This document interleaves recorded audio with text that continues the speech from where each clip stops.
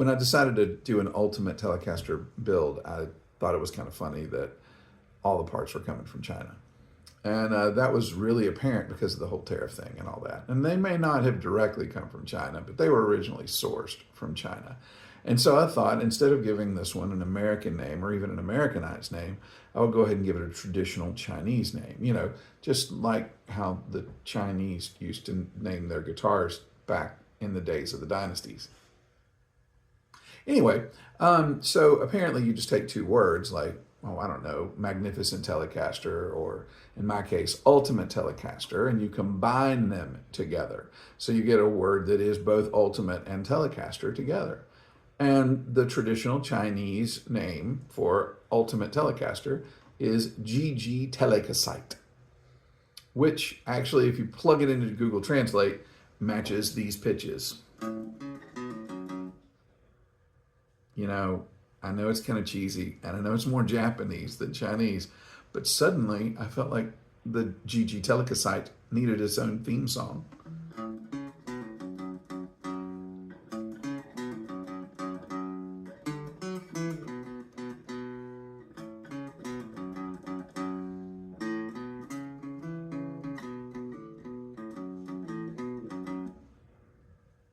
GG Telecaster. GG Telecaster. GG Telecaster. GG Telecaster.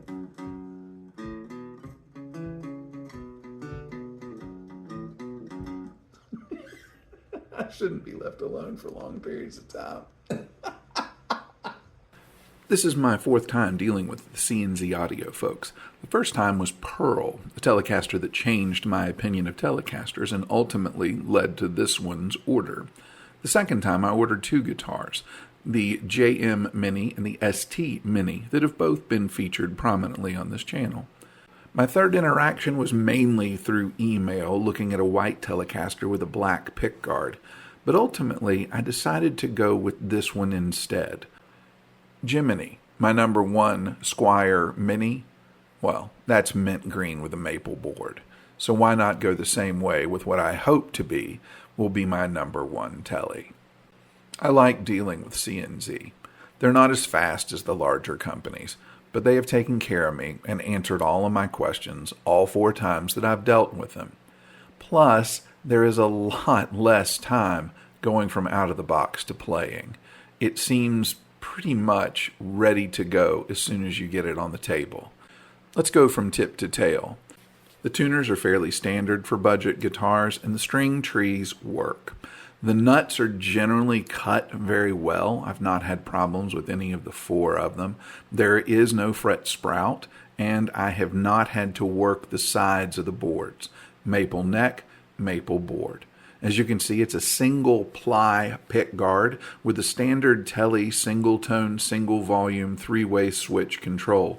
That's a standard size control, which is going to come in handy here in a bit. The strap pegs are actually fairly substantial, and the bodies, every one of them has come out of the box with absolutely no damage. Now you can tell sometimes where the seams are, where they've gone from one piece of wood to the next. The pickups are standard sized Telecaster pickups, ceramic, ashtray bridge, and the saddles aren't bad. I haven't had a problem with rough edges or popping strings. Now the strings are run through the body, which will change, but for right now, I'm going to leave it alone. I'm going to establish a little bit of a tonal bass line right out of the box, something that I can hang on to. That way I can always refer back to it when I buy my next one. Yeah, I guess I am a part of the C&Z audio family. All right, y'all know I'm trying to learn how to play more country. So I thought I would make a new Telecaster. My other one is pretty much set up for blues. But I want to set one up for chicken picking. This is a stock C&Z audio TL Mini. Stock, pots, capacitors, switch, pickups, pickup height, saddle placement, not intonated, not set up. This is straight out of the box. I tuned it. It took me about maybe 3 minutes to tune, and that was a couple hours ago when I just let it sit. I've just let it sit since then while I've worked on some other stuff.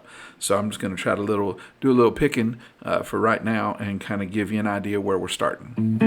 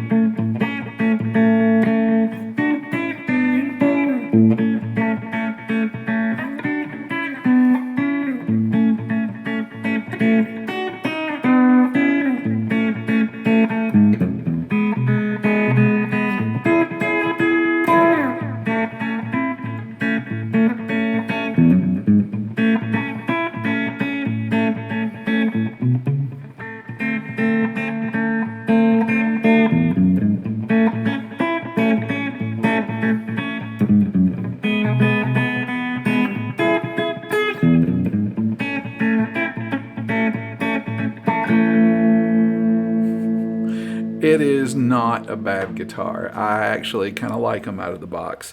And they do come with a little bit of a setup. That rear pickup is pretty good if you want to... Really good if you want to get a little bit of that twang.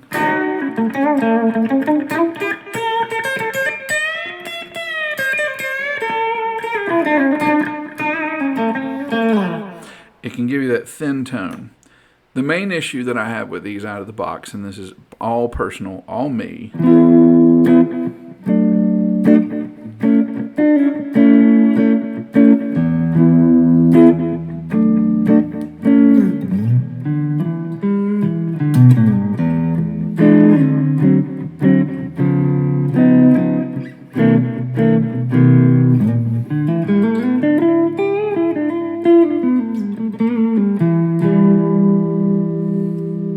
I am not a fan of the neck pickup.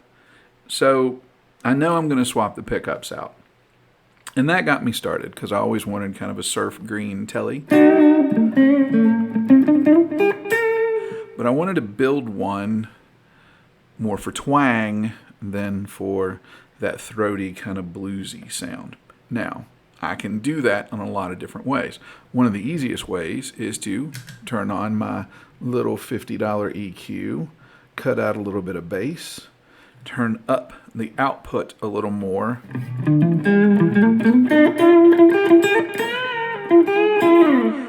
but the problem with that is with an EQ you can boost signals to a point, but you can't really add anything to it. If the treble's not there, especially with that neck pickup, if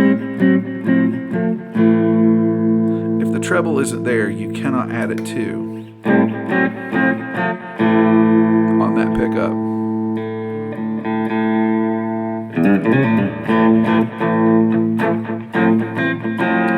Again, absolutely love the sound of this bridge pickup, this high output ceramic. So what I need to do is preserve its teliness, keep the saddles this particular metal as opposed to swapping them out for brass.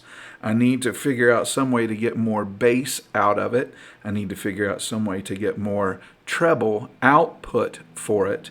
And I need to keep this signal hotter while cleaning up, or this signal hot rather, not necessarily hotter, but this signal hot while cleaning up this tone. So, are you with me so far?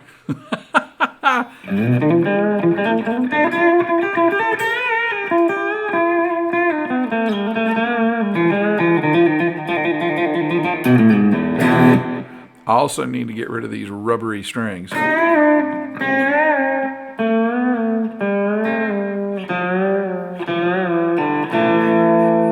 Because you know, if I say they're too bendy,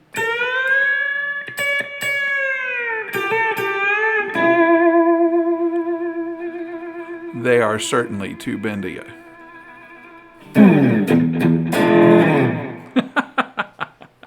All right, so that's our starting point for the new Tele build. All right, y'all, let's talk components. First off, we're going to talk about how we are going to control our new Tele. Going to put in the passive bass and treble system that I've got in some of my Strats. You've got a standard 3-position switch, just like any other Tele. You've got a 500K volume pot, which is a little hotter than a lot of Teles. You have a 500K treble control pot, which is a little hotter than a lot of other Teles. And then you've got this, which is a passive bass control, or a variable high pass filter. In other words, if you open this thing up all the way, it rolls bass out. So if you go full volume, full tone open, and full bass cut, you've pretty much got the hottest, trebliest, brittlest signal you can get out of a Telecaster. If you want it to sound like a standard Telecaster with 500K pots, you just roll that back. Then you've got your standard tone control, standard volume, standard switch. Now, what if the 500K pots are a little too hot and you lament the loss of the 250K pots? Well, there you go. So that's the control center that we're going to put into the guitar. Now, the other change that we're going to make in the guitar from its factory setting is the Fender Tex-Mex pickups. These are Alnico 5, and they are a high output single coil pickup. So I should be able to make this thing twang. And no, for the record, I don't plan on swapping out to brass saddles to increase the mid-range. I think you guys see what I'm going for here. I'm going for a chicken picking machine. Fun fact about the CNZ Audio TL Mini: you either have to take the neck off or the ashtray bridge out to get the pick guard out. And even then, you have to flex it like crazy to get it out to clear the pickup. It's best to adjust the pickup height to raise it so it slides out easier. Now, getting it back in with the new pickup, that's an added degree of difficulty. But at least once you get that taken care of, the rear pickup and the bridge is a simple direct swap. Don't forget to ground the bridge. If you'll notice, I have wires from both pickups and the output jack, but not a ground from the bridge. And for the eagle-eyed, you'll notice I also mislabeled the switch. But it does look pretty once you get it all together, doesn't it? Now on the other end, here is an unnecessary mod. I have never had difficulty with the stock tuners on any of the CNZ products. I've rarely had difficulty with any of the stock tuners, but I had this old set of Wilkinson Easy Lock tuners laying around, and I thought, well, I might as well go ahead and throw them in. Now, I won't actually use them as they're designed to be used, which I know comes as a shock, but adding them adds a bit more mass, which may add a little bit more sustain. I'm not entirely sure. That's a point to argue. But the true point is, since they have 2 holes to use to hold the strings, I'm going to use the lower post holes for my lower strings. That increases the break angle over the nut, which according to some is the proper way to anchor a string. All right, let's see how we did.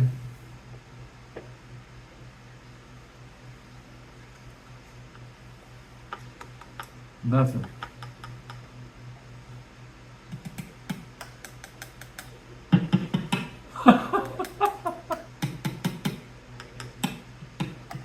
I am continually amazed that I am able to consistently wire pickups into switches backwards. You would think that I would eventually get to a point where I would not do that, but not today.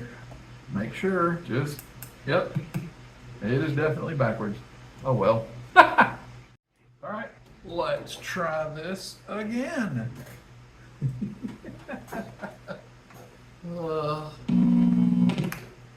Front pickup, hopefully.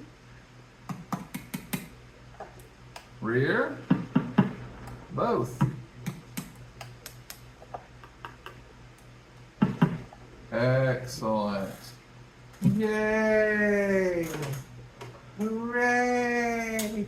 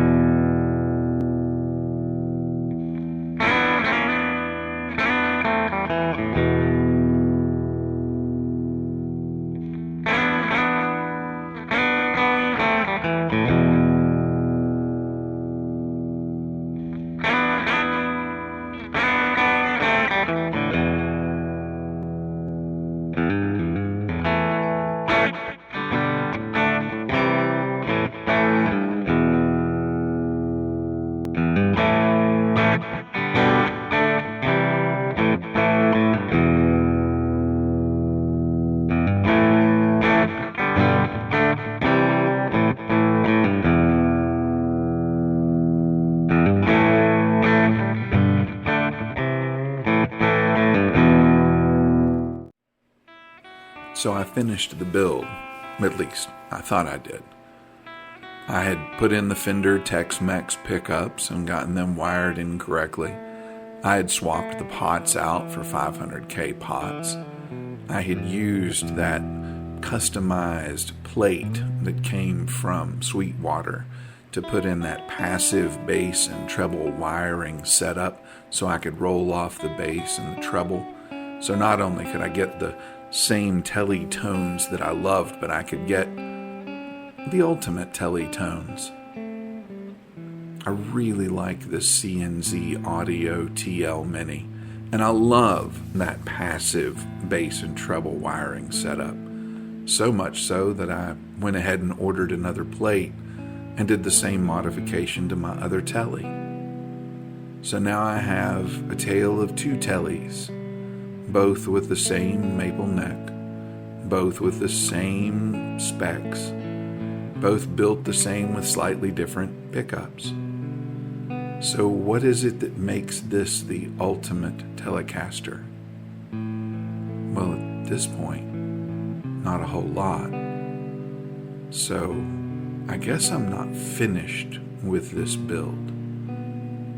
But at least until the next set of parts get here, I'll just enjoy it for what it is.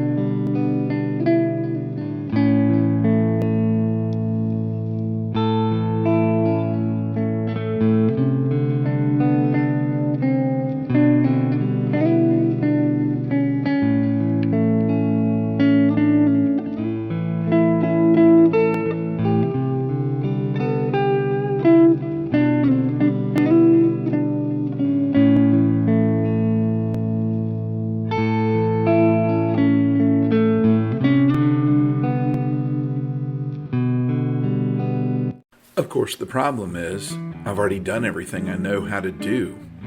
So I guess I'm just going to have to learn to do something else. And that's where the fun of this whole online community thing comes from.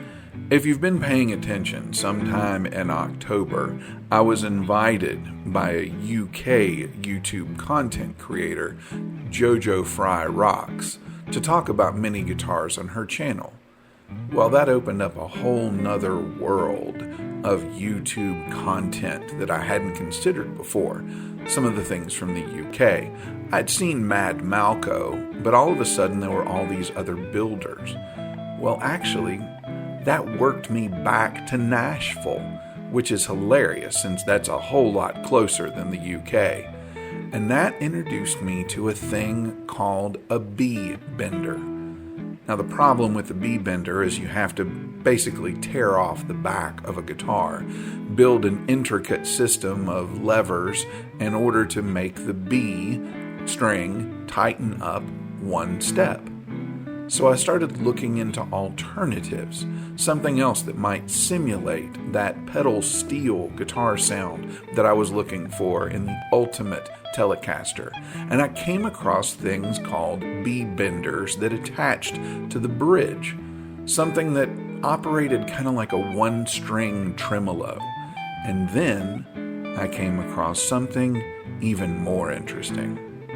The all-parts Certano T-bender, a bender that fits on the bridge of a Telecaster, or actually provides a new bridge for the Telecaster that has levers to bend both the B and G string. Yes, please. So a quick phone call to one of the engineers at that Candy Agua company that we've all become accustomed to ordering things to online. And I was pretty much set up with priority shipping because, I'm kind of important and kind of special. And they know with impulse buyers like me, if they get us stuff quicker, we're more likely to order stuff even quicker. So while I sit and wait for that to arrive, I've got to go ahead and go online. Take down the episodes that I've already uploaded because the Ultimate Telecaster build, not quite finished yet. We're getting closer. We've now entered into the second phase of the build. And so this time, I'm going to show you start to finish what it takes to install one of these bridges. They say that it's almost idiot-proof. Well, I think together we'll be able to determine how true that statement is. So, let's sit back and get to work. All right, let's see what we've got here in this box. Well, that's handy.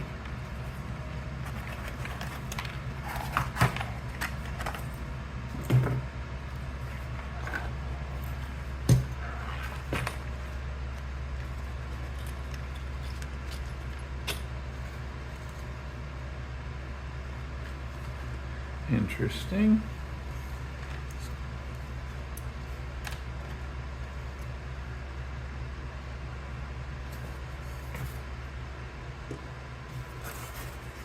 I appreciate the fact that the unit comes completely assembled. Well, apart from the little screws being missing from the saddles, because it is supposed to be a direct drop-in replacement for the bridge, and it's supposed to be as idiot-proof as they can make it. So you undo the 7 screws, 4 into the body, 3 attaching the pickup, and then remove the original plate or the original bridge from it. All right, so this is going to be the new bridge and plate. There are my screws from my pickups and the rubber bushings or whatever those things are called. So I am going to peel this off despite myself. Another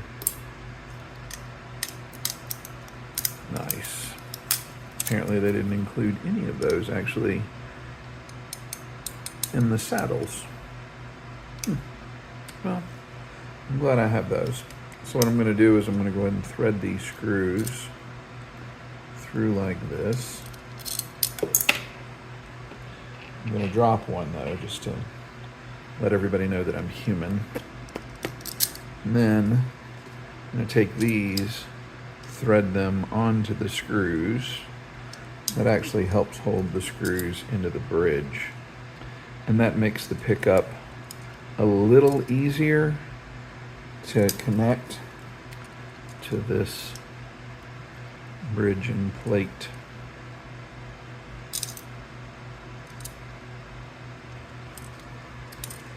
You know, just to make sure though, push this down in here a little bit. Just because I am who I am, I want to make sure these holes line up. And they actually do. So that makes me happy, as well as the string through. Now, the way the bridge is designed is for actually 4 of the strings to come through the body and the B and the G string to be run through this device in order that they are able to be bent. I do like to run a top-loaded bridge when I can on my Telecasters, but that's okay. I've got the other one for that. More importantly is to go ahead and set this thing up exactly as it's designed, so that way I can get a fair assessment of how it works. Plus, it keeps me from having to drill through chrome-plated metal, which I'm pretty sure I would mess up. Hey, look, I remembered to ground the bridge. That would be once. This is when I notice one of the concerns that I have. It is that the gap in the pick guard for the bridge to sit in is not wide enough to accommodate this new plate. So the first thing I do is loosen the pick guard to see if I can shift it to one side and have it fit that way.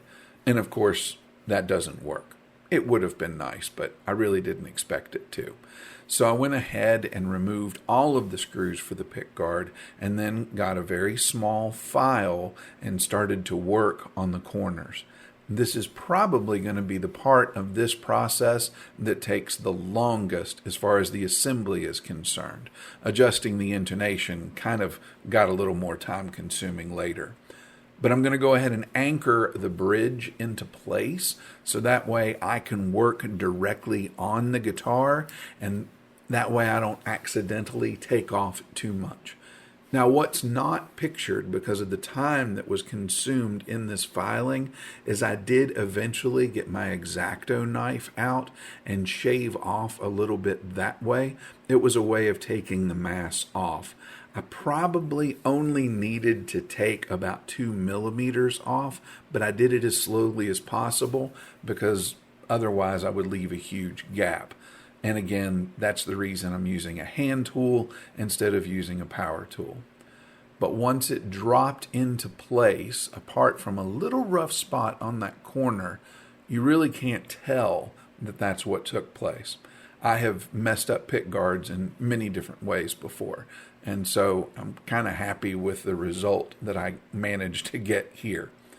Then it's just a matter of reattaching the pick guard, putting all the screws back into it. And since I didn't unhook any of the electronics, I don't really take the time to check it. All right, now what I'm going to try to do is set up the saddles reasonably close to how they were set up on this bridge. And that's going to be made more fun because I'm going to have to put half of these actually into the saddles. I'm always kind of shocked that aftermarket saddles don't come with these already included. I know it seems kind of silly, but given the number of stainless steel and brass saddles I've added to some of these minis, I'm really surprised at how sometimes they're in backwards or sometimes they're not in it at all. I've actually got kind of a drawer of these things going for whenever I need them. Now here's the fun part. How do I adjust these saddles? You don't adjust them from the back like I'm used to. You actually adjust them from the front. So I need to pull these.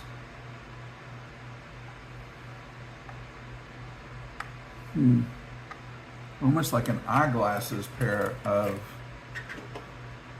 eyeglasses flathead. It's a tiny thing.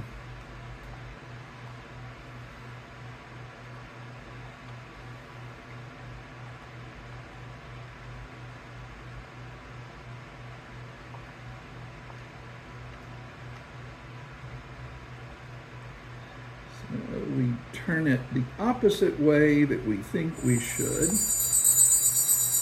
that seems to be working well. Now we find out who's calling me. If you're doing this and you're watching this for advice, don't raise the saddles off of the deck of the plate until you get them in the relative position that you think you should have it in.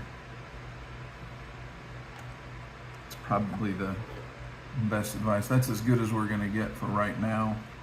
So we're going to, I can't get enough torque on this. So we're going to just keep it there. This is a fascinating thing. First impressions on this. I don't mind having to do the mod work to the pick guard. That's just kind of standard anytime you're using non-standard parts on things. You're just going to have to do that.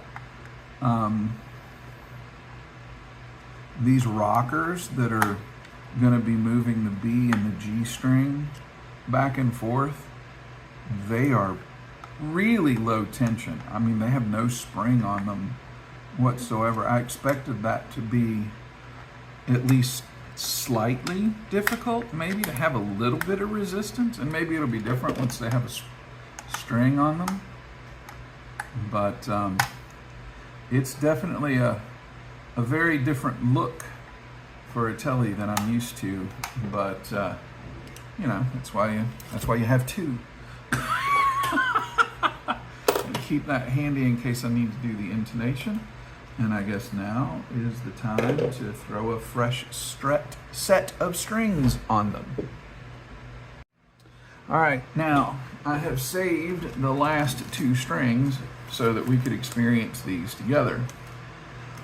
On these, on the seesaws, so to speak, there are little tiny pegs that stick out.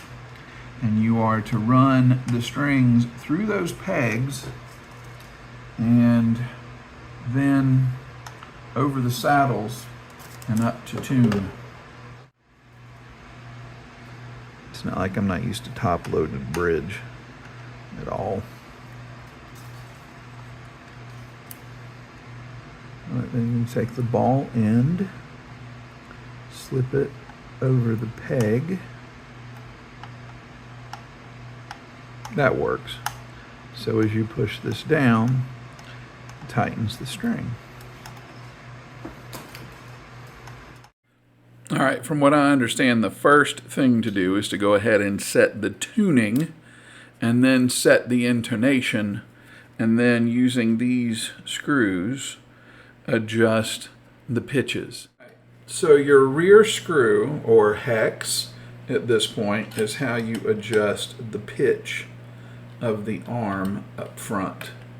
So if you want it lower to the strings to have that amount of travel, that's how you set that. So if you'll notice, the one that's set like the factory is up here, and the one that I just moved is there.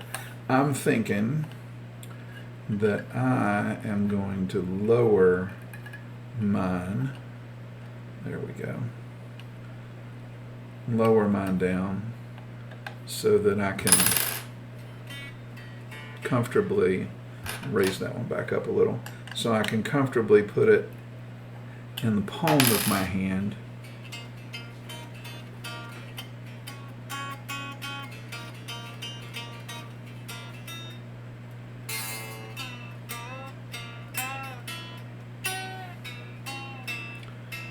All All right, I think that's got the pitch. Now, that means I need to retune.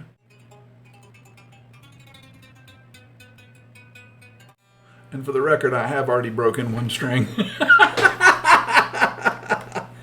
All right. So that's my B.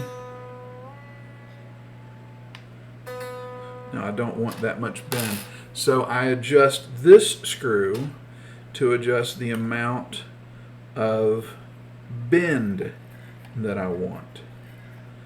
So I'm feeling no tension at this point.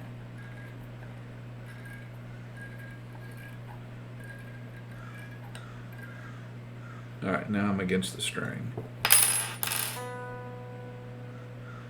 Oh, went too far. Now it doesn't move at all. So that answers that question. So I'm going to loosen it close to a C sharp.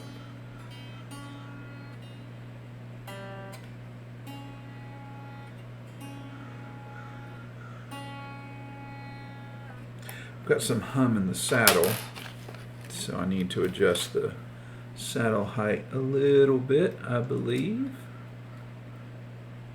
Raise that up a little bit.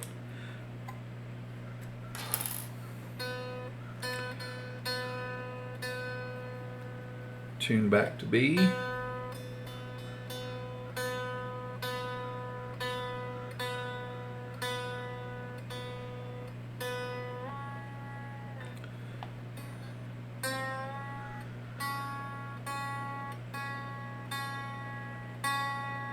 All right, that's got me to C sharp.